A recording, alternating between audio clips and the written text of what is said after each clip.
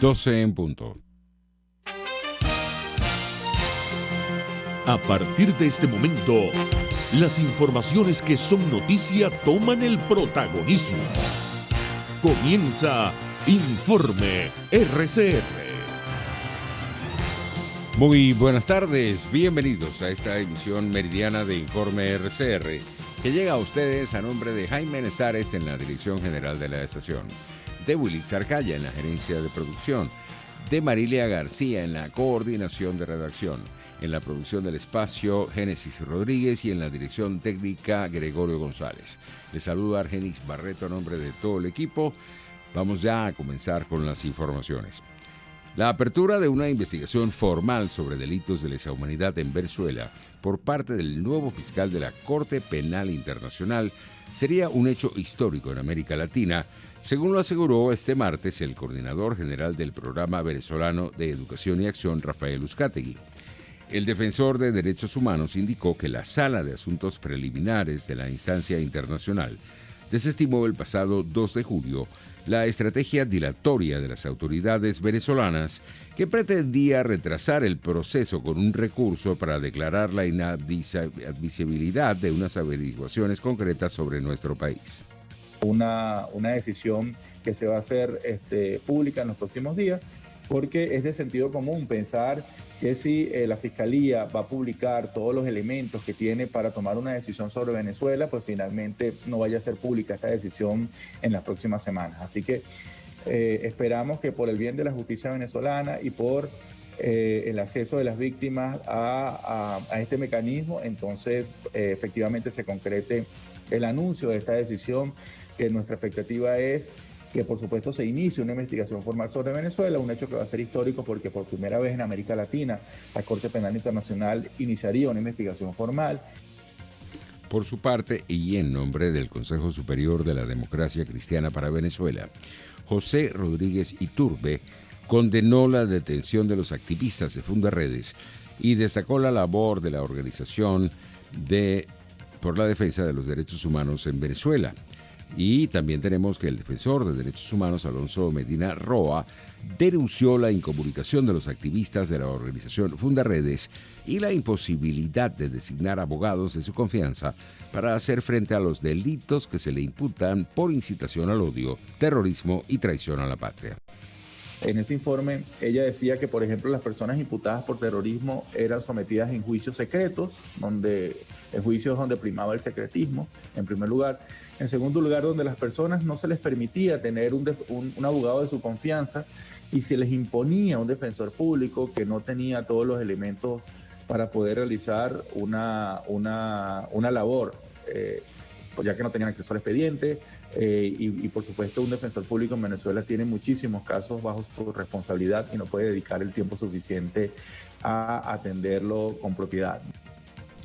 También tenemos que para Rafael Uzcategui, la detención de 3 activistas de la organización Fundaredes el pasado viernes por supuesto delito de terrorismo ha confirmado las denuncias sobre violaciones a derechos humanos que figuran en el último informe de la alta comisionada de Naciones Unidas, Michelle Bachelet, sobre Venezuela.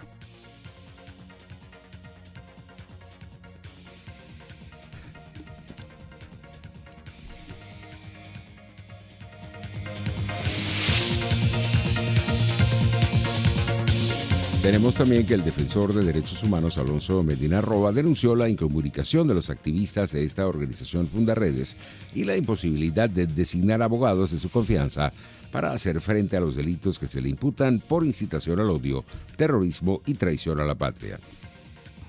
En lo referente al caso de los miembros de Fundaredes, donde resultaron detenidos Javier Tarazona, Rafael Tarazona y Omar de Dios García, debemos denunciar en este momento una serie de irregularidades, las cuales han venido ocurriendo en otros casos políticos también.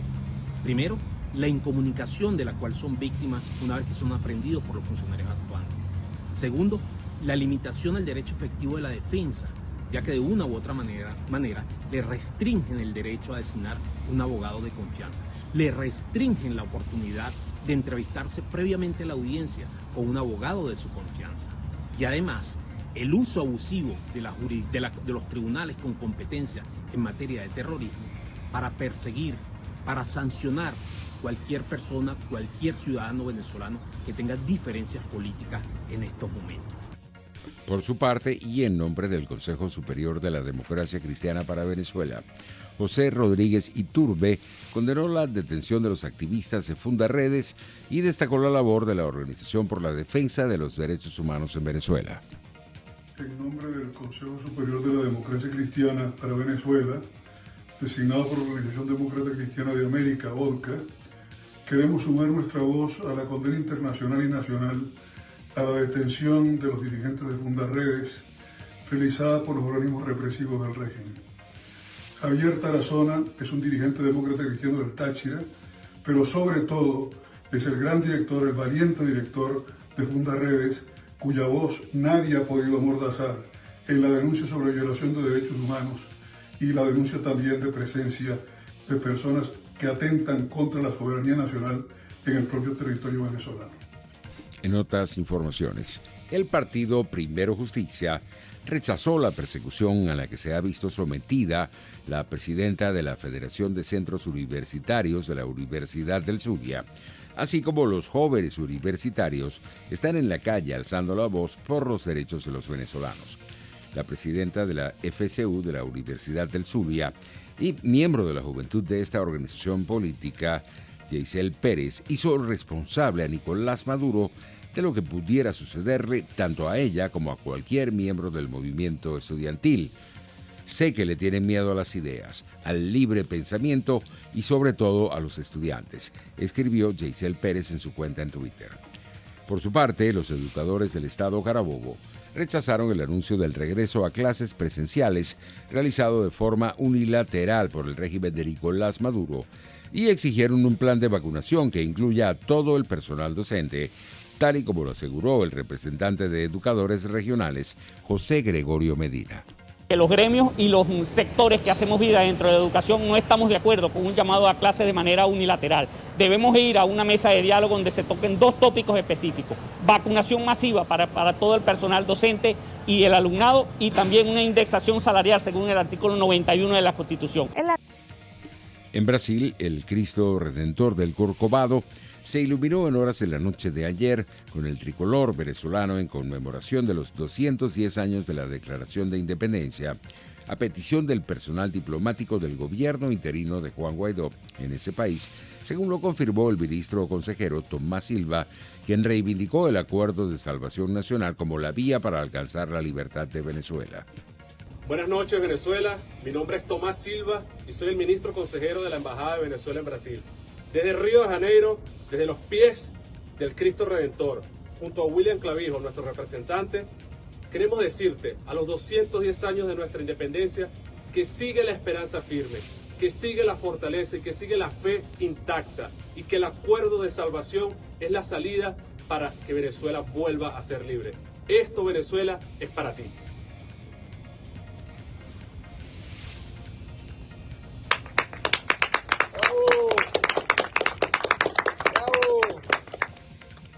En internacionales, la Fiscalía de Bolivia admitió una nueva proposición acusatoria contra la expresidenta interina Yanine Áñez por los delitos de genocidio, lesiones graves y lesiones seguidas de muerte por el fallecimiento de civiles en 2019 con disparos de bala. La Fiscalía hizo pública esa admisión este lunes por las masacres de Sacaba en Cochabamba y Sencata en el Alto. Allí una veintena de personas fallecieron en enfrentamientos con las fuerzas conjuntas de seguridad de policías y militares. La institución confirmó al Tribunal Supremo de Justicia que inició una fase de acumulación de antecedentes. Así se señala en la publicación de la entidad en Facebook, que está acompañada por la notificación de inicio de investigaciones. En otras informaciones, el primer ministro británico Boris Johnson anunció este lunes que si todo avanza según lo previsto, el 19 de julio se eliminarán todas las restricciones por el COVID en Inglaterra, al concluir que el exitoso programa de vacunación será suficiente para contrarrestar el aumento de los contagios por la variante Delta. En una rueda de prensa desde Downing Street, el jefe del Ejecutivo precisó que si el 12 de julio se confirman los datos epidemiológicos favorables, la semana siguiente desaparecerán las limitaciones legales y podrán reabrir los sectores aún clausurados de la economía, como algunos grandes eventos y el ocio nocturno. Estamos tratando de avanzar de un sistema de reglas gubernamentales elaboradas a uno en el que podamos confiar en que la gente ejerza responsabilidad personal, tomando en cuenta que esta pandemia está lejos de terminar.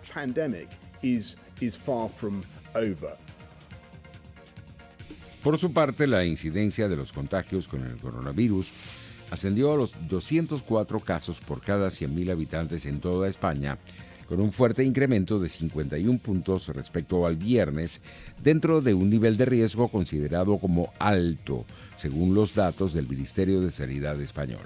Sin embargo, los tramos de edad de los menores de 30 años alcanzan el riesgo extremo por encima de los 250 casos por cada 100.000 habitantes en los últimos 14 días.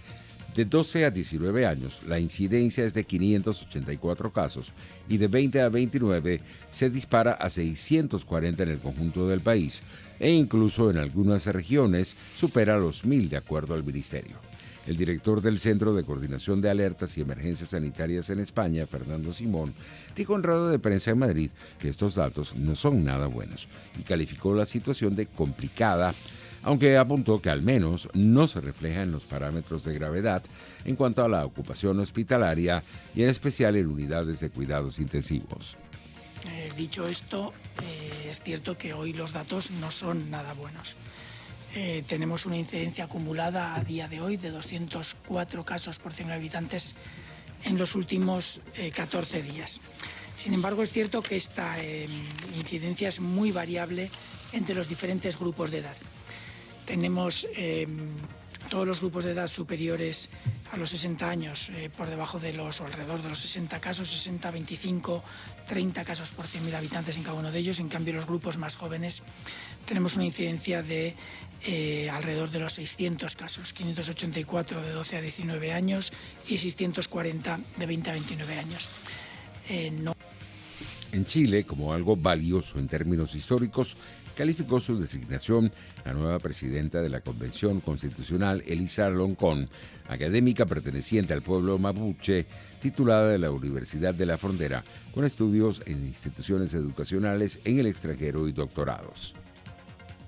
Bueno, es algo valioso en términos históricos porque, como saben, las mujeres en el mundo y sobre todo en la sociedad occidental hemos sido afectados por el patriarcado y por otro lado, siempre los derechos de las mujeres no han sido respetados y sobre todo cuando se trata de una mujer indígena, sufre mayor discriminación por su condición de mujer indígena, por su condición social, económica y por ser mujer. En economía, el fundador de Amazon, Jeff Bezos, abandonó el lunes el puesto de consejero delegado de la compañía para centrarse en otros proyectos personales y lo sustituye Andy Jassy, de su máxima confianza y quien durante años lideró la lucrativa división de computación en la nube de la empresa AWS.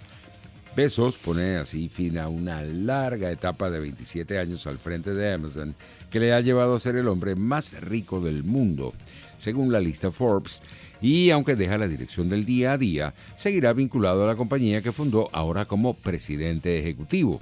Los precios internacionales del petróleo arrojaban resultados mixtos en horas del mediodía.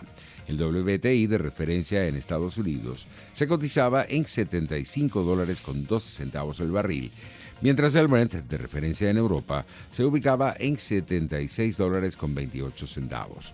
Pasamos a la materia deportiva, donde tenemos que bajo la tutela de Lionel Messi, Argentina exhibirá uno de los ataques más letales de la Copa América ante una Colombia menos eficaz, pero bien protegida por su portero David Ospina en una de las semifinales de la Copa América. Ambos capitanes, que son los jugadores con más presencia en la historia de sus respectivos seleccionados, protagonizarán este martes un duelo aparte en el estadio Mané Garrincha de Brasilia.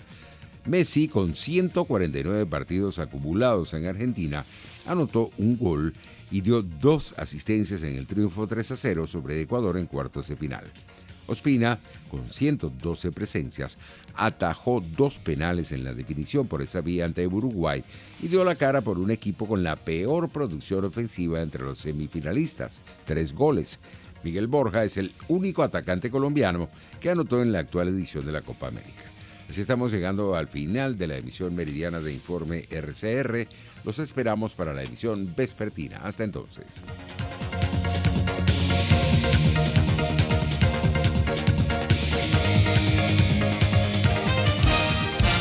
Hasta aquí este compacto noticioso. Manténgase en nuestra sintonía, porque estaremos informándole de la noticia al momento de producirse. RCR 750 AM.